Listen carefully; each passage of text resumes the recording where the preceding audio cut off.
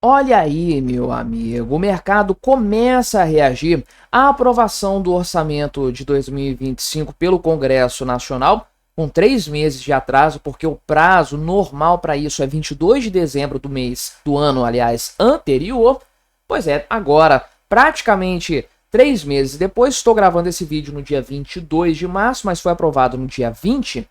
Agora que o pessoal começa a digerir o resultado final desse orçamento, o mercado apresenta as suas percepções a esse respeito e basicamente o que eles observam é o seguinte: o orçamento é terrível, é péssimo, é ruim, ou tudo isso piorado, elevado ao quadrado, à 10ª potência talvez, porque potencialmente esse orçamento vai elevar a dívida pública brasileira, não resolve problemas, apenas consolida outros problemas que já são conhecidos, eventualmente novos serão trazidos, uma grande armadilha. Não concordo 100% com a análise de alguns desses especialistas consultados pelo pessoal do Valor o Globo aqui, mas a gente vai passar por esse tema, dar uma olhada nessas opiniões. Só que antes, não se esqueça de se inscrever aqui no meu canal, se você ainda não for inscrito, e se você quiser colaborar ainda mais com o meu trabalho, você pode se tornar membro patrocinador, só clicar no botão Seja Membro aí embaixo, com valores a partir de R$ 1,99 por mês.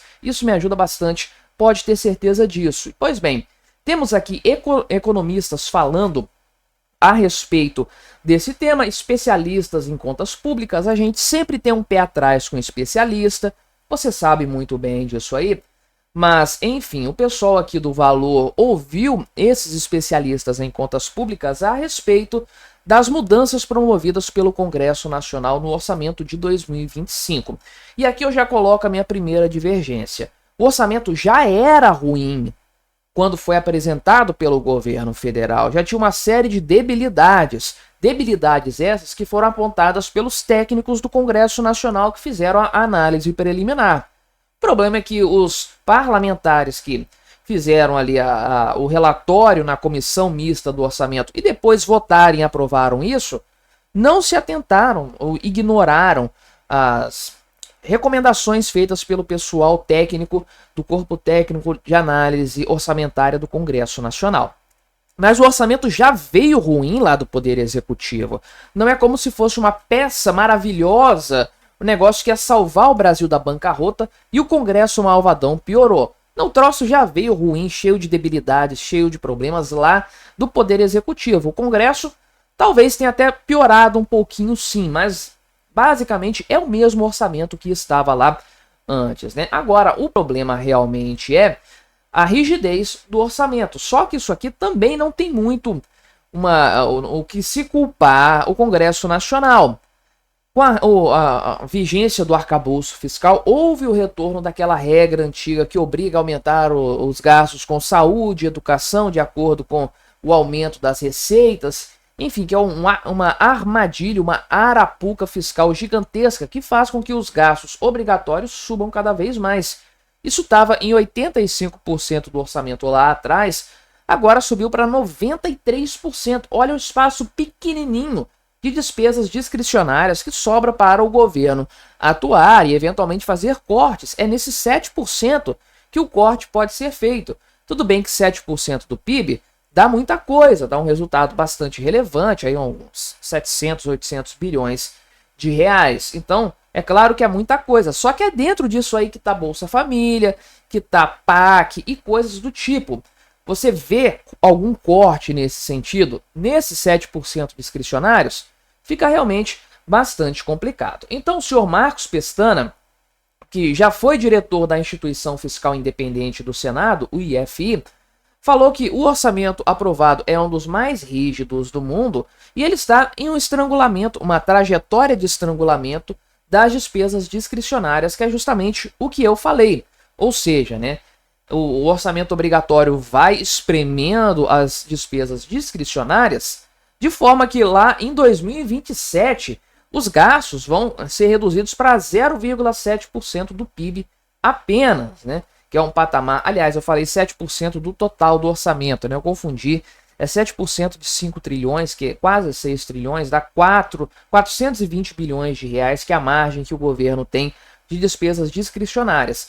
Mas isso vai cair para uns 70 a 100 bilhões de reais lá em 2027, porque o PIB deve crescer alguma coisa, pelo menos nominalmente, então 0,7% vai estar aí na faixa de uns 90 bilhões lá em 2027. Ou seja, vai estrangular ainda mais o que se tem por aí. Agora o Marcos Pestana falou que tem pouco dinheiro para o PAC, tem 60 bilhões de reais só para o PAC, e aí, né, isso do total ali, do orçamento dá menos de 3% para esse programa, que é o grande o programa de investimentos do governo federal, mas para mim tá até bom. O PAC não vale de nada, não resolve nada, não promove crescimento algum. É o programa de aceleramento ou aceleração, perdão, da corrupção. Conforme a gente bem sabe, quanto menos dinheiro tiver nisso, melhor.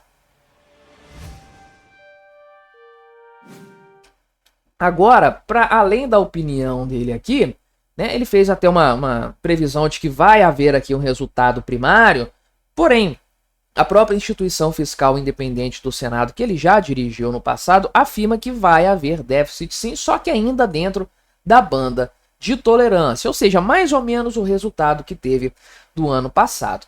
E o Marcos Pestana traz outro ponto aqui, que é a desaceleração econômica.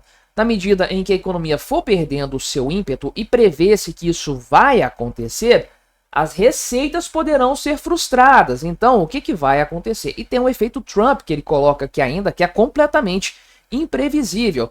Então, se isso acontecer de fato, as receitas do governo podem cair consideravelmente e acabar bagunçando bastante o orçamento, levando a contingenciamentos, a bloqueios em algum momento deste ano, o que vai estrangular ainda mais as receitas discricionárias, porque é onde o governo pode contingenciar de fato, né? Então, isso aqui já está sendo apontado, inclusive, né, a necessidade de bloqueios de forma geral. Aqui o senhor Tiago Sbardelotto, que é da XP Investimentos, falou o seguinte, que houve um aumento, né, do superávit primário previsto para 15 bilhões de reais, porque, né, os parlamentares acrescentaram uma arrecadação maior por causa do crescimento da inflação, obviamente, e do PIB. Só que tem 168 bilhões de reais dentro deste orçamento em matéria de receitas que ou dependem da aprovação do Congresso ou tem um grau de incerteza muito grande. Por exemplo, nós temos aqui a majoração do imposto de renda sobre JCP e CSLL, que é um negócio que está sendo conversado há muito tempo e não sai do lugar, e o fim da desoneração da folha de pagamento, que é outro tópico extremamente polêmico de maneira geral aqui, né? Tem outra coisa também, que é o voto de qualidade lá do CARF, que teve uma frustração de receitas absurda no ano passado, arrecadou 0,5% do que o pessoal tinha projetado, mas esse ano há uma projeção de quase 30 bilhões de reais de ganho com o voto de qualidade do CARF, que permanece no orçamento. Pois é, é um negócio que tem toda a chance de dar problema, de dar errado, sem sombra de dúvidas, né? Então, tem um corte aqui a respeito do Bolsa Família também, então ele não confia muito nesse sentido. E de maneira geral, a XP avalia em 55 bilhões de reais o grau de receitas superestimadas. Pois é, meu amigo, isso aqui já levando em consideração o acréscimo trazido pelo crescimento do PIB e a questão da inflação, fazendo com que os preços fiquem nominalmente maiores. Ou seja, isso aqui, meu amigo, obrigatoriamente vai levar a um decréscimo do resultado fiscal projetado. Se tem uma previsão de superávit de 15 bilhões de reais, na verdade, na prática, na realidade, temos um déficit de 40 bilhões de reais dentro desse orçamento, dentro do projeto apenas. Agora aqui a senhora Rafaela Vitória, que é economista-chefe do Banco Inter, essa que eu sempre falo no canal dela, né? Eu estou acostumado a falar. Então, ela cita que o orçamento aprovado mostra o arcabouço fiscal como um sistema falho para conter o crescimento dos gastos obrigatórios. Exatamente o ponto, é uma armadilha de forma geral. E aí, né, ela diz que o governo tem consciência, ou parece ter consciência, de que tem que tomar alguma medida para contingenciar ou bloquear as despesas aí, só que o que acontece é que a desaceleração da economia pode trazer um problema de receitas, que é o que o Pestana falou ali também anteriormente. Enfim, isso aí vai causar um problema de forma geral. Então, do lado da despesa, o governo fala um pouco do pente fino ali, de programas e tudo mais, só que todo mundo sabe que isso aqui não vai repercutir o suficiente para melhorar a situação fiscal do Brasil. Ela não confia também aqui nesses 15 bilhões de reais de superávit, mas falou que considera possível, assim como o IFI, ficar dentro da meta aí da base de tolerância, da banda de tolerância da meta fiscal. Agora o senhor Marcos Mendes, que é do INSPER, afirmou o seguinte, né, que há um problema muito grande aqui de subestimar despesas e tirar despesas do orçamento. Portanto, né, então ele falou que a peça orçamentária tem um superávit de 15 bilhões de reais que não se sustenta, porque quando você coloca as despesas de verdade dentro do orçamento, aí isso vira um déficit grande, conforme ele falou, né. Então, tem aqui os gastos com precatórios que passam por fora da meta fiscal, mas são gastos muito importantes, muito relevantes. O pé de meia também aqui, né? E tem um corte de 1 milhão de famílias prometido aí para o Bolsa Família que não aconteceu. E aí, meu amigo, você tem um problema sério.